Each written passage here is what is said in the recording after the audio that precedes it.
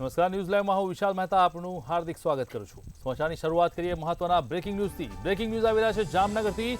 જામનગરના 7 રસ્તા સર્કલ નજીક ટ્રકમાં આગ લાગી હોવાની ઘટના। 7 રસ્તા સર્કલ નજીક મનપાના ટ્રકમાં આગ લાગી। આગ ભભૂકતાની સાથે જ ફાયર બ્રિગેડની ટીમને જાણ કરવામાં આવી હતી। એકાએક આગ લાગવાના કારણે જે રીતે રસ્તામાં આગ લાગી ટ્રાફિક જામના દ્રશ્યો સર્જાયા હતા અને ટ્રકમાં લાગેલી આગને કારણે અફરાતફરીનો માહોલ જોવા મળ્યો હતો। જે રીતે આગ લાગી હતી તેને લઈને આગ કયા કારણોસર લાગી છે તેની હકીકત હજી બહાર આવી નથી, પરંતુ જામનગરના 7 રસ્તા પાસે સર્કલ નજીક ટ્રકમાં આગ લાગી હોવાની ઘટના સામે આવી છે। ટ્રકમાં આગની ઘટનાથી લઈને અફરાતફરીનો માહોલ જોવા મળ્યો છે।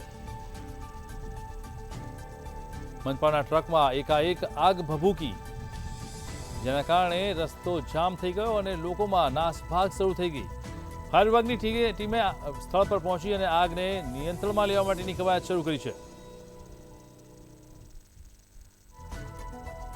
જામનગરની ઘટના, જ્યાં 7 રસ્તા નજીક સર્કલ પાસે ટ્રકમાં આગ લાગી હોવાની ઘટના સામે આવતા લોકોમાં દોડભાગ શરૂ થઈ ગઈ।